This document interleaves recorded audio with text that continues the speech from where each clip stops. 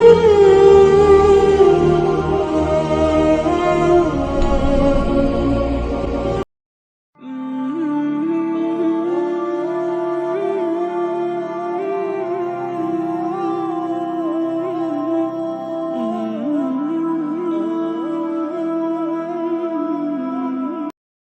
وہ نبی ہیں جو نبیوں کے بھی سردار ہیں، رسولوں کے بھی سردار ہیں۔ عمر رضی اللہ عنہ نے فرمایا اپنی بیٹی سے، ذرا یہ بھی بتاؤ کہ اللہ کے نبی کے پاس تو ایک دفعہ جوڑا بھی نہیں تھا، گردن میں کانٹ لگا کے نماز پڑھائی۔ فرمایا کیا میں ٹھیک کہہ رہا ہوں؟ فرمایا آپ بالکل ٹھیک کہہ رہے ہیں۔ اور فرمایا ایک دفعہ ایک انصاری عورت نے کہا، یا رسول اللہ میں آپ کے لیے 2 چادریں بھیجی، اور اس نے ایک بھیجی دوسری نہیں بھیجی، تو آپ نے ایک ہی چادر کو لپیٹ کر نماز پڑھائی، تو تم مجھے بتاؤ کہ کیا یہ سچ ہے؟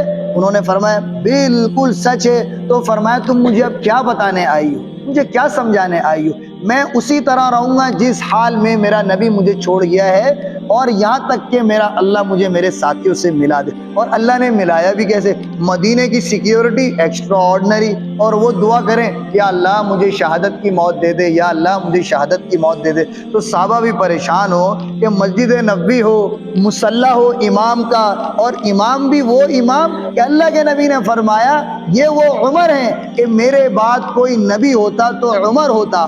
آپ نے فرمایا کہ اللہ رب العزت نے جبریل کو بھیجا اور آپ موجود تھے صفا پر، تو آپ نے فرمایا عرفات کے اندر، عرفات میں آپ نے فرمایا عرفات میں جا کر کہ آج جبریل میرا اللہ میرے تمام صحابہ 1,24,000 پر فخر کر رہا ہے، اور خاص کر عمر بن خطاب پر فخر کر رہا ہے۔ یہ وہ ہے جس کے اوپر رب بھی فخر کرے، یہ وہ ہے جس کے اوپر نبی بھی فخر کرے، اور حال یہ ہے کہ کپڑوں میں 14 پیوند ہیں۔ یہ عمر بن خطاب ہیں کہ جب یہ اسلام لائے تو اللہ کے نبی نے فرمایا آج اللہ بھی خوش ہو رہا ہے اور آج اللہ کا نبی بھی خوش ہو رہا ہے۔ اور یہ وہ عمر ہے کہ آپ نے فرمایا 1,24,000 مرید ہیں، اور یہ مراد ہیں کہ ان کے لیے میں نے اللہ سے رو رو کے مانگا ہے، یا اللہ یا تو اسلام کی سر بلندی کے لیے عمر بن خطاب دے دے، یا عمر بن ہشام دے دے۔ تو میں نے یہ دعا کری ہے۔ اللہ کے نبی فرماتے ہیں کہ میں یہ چاہتا ہوں، اور میری چاہت ہے اگر تو مجھ سے پوچھے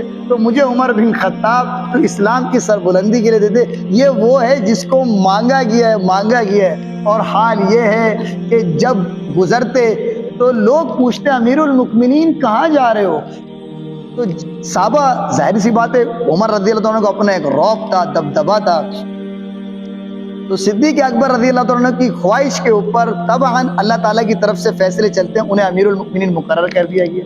تقدیر کی بات ہے، انہیں پتہ بھی نہیں ہے۔ جب انہیں امیر المؤمنین کر دیا گیا مقرر، تو حضرت اقدس کا حال یہ تھا کہ راتوں کو پہرے دیے جا رہے ہیں، راتوں کو لوگوں کی رہنمائی کے لیے دستگیری کی جا رہی ہے۔ تو ایک خیمے کے پاس سے گزرتے ہیں تو کچھ بچوں کے رونے کی آواز آتی ہے، تو اپنے غلام سے کہتے ہیں اسلم بچے کیوں رو رہے ہیں، ذرا جا کے حال تو معلوم کرو۔ تو جب حال معلوم کیا تو بتایا کہ فلاں اماں نے ہانڈی میں پانی کو چڑھایا ہوا ہے، اور وہ اسے جوش دے رہی ہے، اور اس کے اندر ہے کچھ بھی نہیں، صرف اور صرف خالی پانی ہے، اور وہ بچوں کو صرف اور صرف دلاسا دے رہی ہے۔ تو اندر گئے، فرمایا اماں جی یہ بچے کیوں رو رہے ہیں؟ فرمایا میرا اور عمر کا اللہ کے یہاں فیصلہ ہوگا، جب اسے ہماری فکر نہیں تو امیر المؤمنین کیوں بنا ہے؟ تو فرمایا عمر کو تمہارے حال کی کیا فکر؟ فرمایا تو پھر ہمارا امیر کیوں بنا ہے؟ میں بچوں کو دلاسا دے رہی ہوں، گھر میں کچھ کھانے پینے کا ہے نہیں، فقر و فاقہ۔ ایک دم دوڑ لگائی، بیت المال کی طرف بھاگے، اور بیت المال میں سے آٹے کی بوری نکالی، اس کو کندھے پہ رکھا، پھر ایک گھی کا کنستر نکالا، کچھ مکھن نکالا، اور پھر ایک عربی ڈش جس کا نام ہے حریصہ، گئے حلوے کی طرح ہوتی ہے وہ، گئے اور اپنے ہاتھوں سے آٹے کو، گھی کو، مکھن کو، پنیر کو ملا کر وہ حریصہ تیار کیا۔ اور حالانکہ جب آگ کو جلا رہے تھے تو آگ کی تپش کم تھی، تو اس کی تپش کو بڑھانے کے لیے خود اپنے ہونٹوں سے پھونک مار رہے تھے۔ تو اسلم دیکھ رہے تھے تو کہنے لگے امیر المؤمنین کیا ہی اچھا ہو، یہ آٹے کی بوری بڑی بھاری ہے، اگر آپ کہیں تو میں اٹھا لوں۔ فرمایا قیامت کے دن بھی میرا بوجھ اٹھاؤ گے؟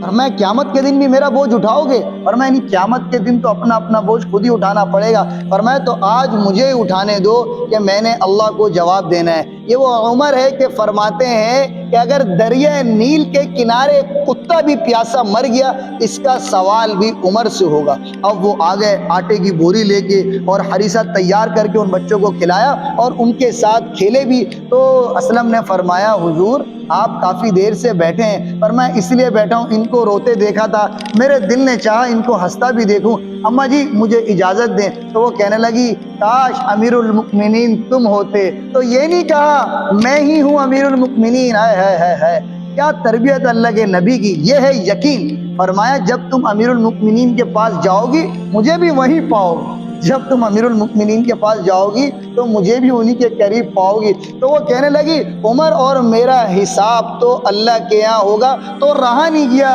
گیا۔ فرمایا عمر کو تیرے حال کی اماں کیا فکر، اب تو عمر کو معاف کر دے۔ فرمایا نہیں میں عمر کو معاف نہیں کروں گی، اس کا میرے اور اللہ کے یہاں حساب ہوگا۔ فرمایا اب جتنا میں تم سے خاموش تھا اتنا ہی کہتا ہوں، میں ہی عمر ہوں، جو کہنا ہے یہی کہہ لے، اللہ کے ہاں کچھ نہ کہنا کہ وہاں میرا اور میرے اللہ کا معاملہ ہے، یہ نہ ہو کہ میری پکڑ ہو جائے۔ اور اگلی سن اماں، عمر کو فکر ہے فستو تو عنوان کی، جب فتح ہے مصر تو تیاری ہے ایران کی۔ آتے جاتے لوگوں سے ملاقاتیں بھی کرتا ہوگا بیچارہ، شب کو یہ بیچارہ لوگوں کے معلوم حالات بھی کرتا ہے۔ کانٹوں میں الجھی عمر کی جان ہے، میری ماں نیند اسے بھی آتی، آخر یہ انسان ہے، تو اب تو مجھے معاف کر دے۔ اس اماں نے معاف کیا اور عمر رضی اللہ عنہ پھر آگے چل پڑے۔ تو حال یہ تھا کہ لوگ پوچھتے تھے امیر المؤمنین کہاں جا رہے ہو؟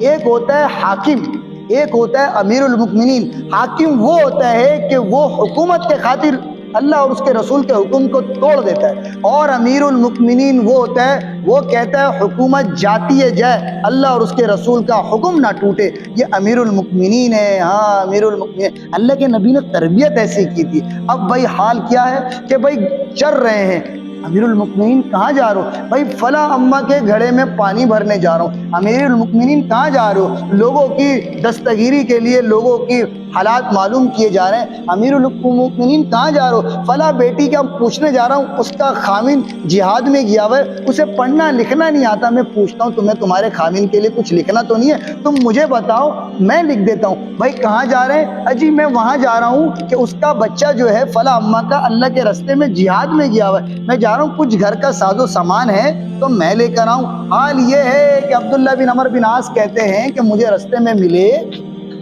تو میں نے کہا کہ امیر المؤمنین کہاں جا رہے ہو؟ پانی۔